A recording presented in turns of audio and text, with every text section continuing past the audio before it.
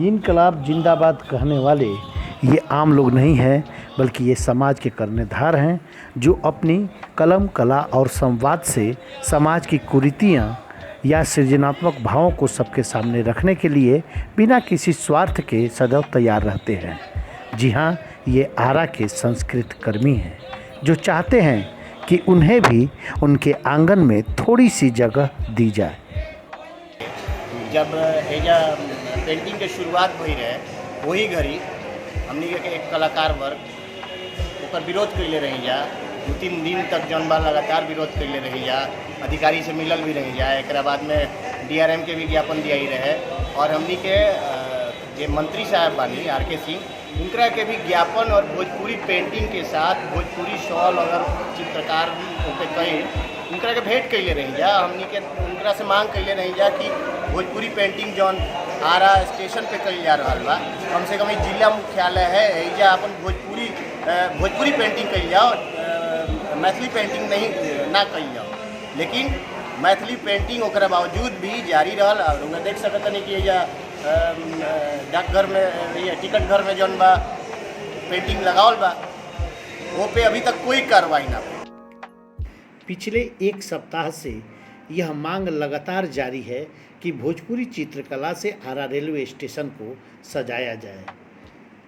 दरअसल भोजपुरी चित्रकला से सजाने को लेकर यह मांग आरा के संस्कृत कर्मियों द्वारा उठाई जा रही है।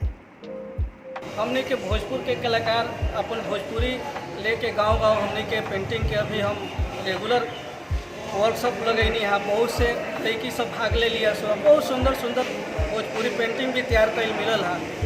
लेकिन दुर्भाग्य बा कि हमने के ही देखला के बाद लगता कि हमने के कुछ हाथे लागे वाला नहीं थे। काहे से कि अब हमारा सामने आ गया कि भोजपुर के जो स्टेशन बा, आरा के स्टेशन बा, वो भोजपुरी पेंटिंग ना लाग के मधुबनी पेंटिंग लागल कि हमने के बहुत कष्टदायक बीत रहा बा हमने के बीच में। काहे से कि हमार भोजपुर के संस्कृति, भोजपुर के विरासत, तो भोजपुर में आवे वाला लोग पहिल का नजर आ रहा है भोजपुरी अपन संस्कृति के देख के कितना आनंदित हो।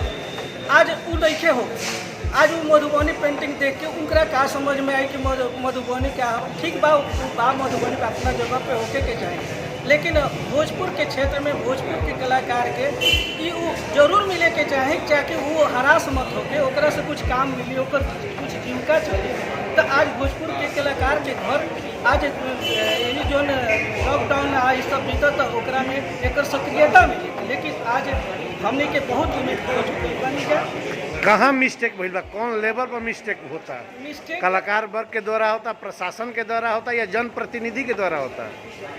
ये जहाँ तक मिस्टेक होता है ये हमने के प्रशासन के द्वारा हो रहा बा। हमने के प्रयास करत नहीं जा, लेकिन वजह तक हमने के निष्क्रिय हो जाते नहीं जा। लेकिन उन लोग चूँकि पटना राजधानी से ही ओकरे के जिले आगे बढ़ा के और काम लोग ले लेता। लेकिन हमने के यह अनुरोध करब जाए कि भोजपुर के में भोजपुरी पेंटिंग होके के चाहे तो होके के चाहे। एक खातिर जौन करे के बा हम कलाकार कर दे जाए, ओकरा खातिर ना चाहे जो इसे करी जाए, लेकिन भोजपुरी पेंटिंग के ही लगे के चाहे। ये हमारा अनुरोध बा, प्रार्थना बा, एक खातिर चाहे जो हो।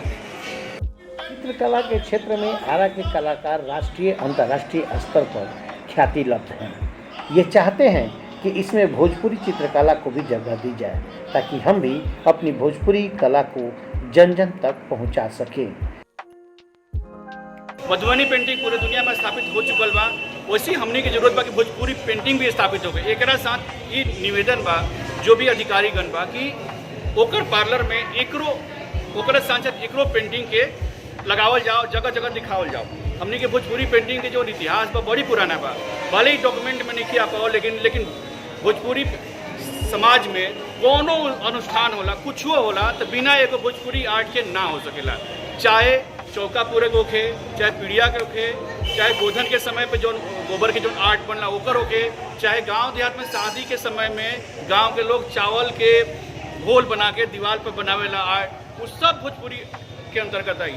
अलग अलग एरिया में अलग अलग थोड़ा सा दाहिने बाएं के फॉर्म बोर्ड में वो सब के मिलाते हुए जो हमनी के आर्ट व भोजपुरी आर्ट ओकरा के अगर हम आरा स्टेशन पर लगावतानी तो सोची कि अपन भोजपुरी के संस्कृति के हम कितना ज़्यादा बचा सकेली, क्योंकि स्टेशन पे ज़्यादा से ज़्यादा लोग आवेला हमेशा। ऐसे निवेदन करता नहीं कि जे भोजपुरी से संबंधित लोग बा वो सब समर्थन में आवे और ये जो आरा स्टेशन पर मधुबनी पेंटिंग के कार्य चलता एकरा साथ जाते वही लोग भोजपुरी पेंटिंग के भी साथ में समानांतर पेंटिंग करावे ताकि हमनी के भोजपुरी एरिया के और ज़्यादा विकास होके और दुनिया के सामने अपन भोजपुरी आर्ट पहुंच सके। परिणाम तो भविष्य के गर्भ में है, लेकिन इन क्रांतिकारियों ने तो बिगुल फूंक ही दिया है। देखना है कि भोजपुरी चित्रकला की सौंधी महक कब तक साकार रूप ले पा रही है।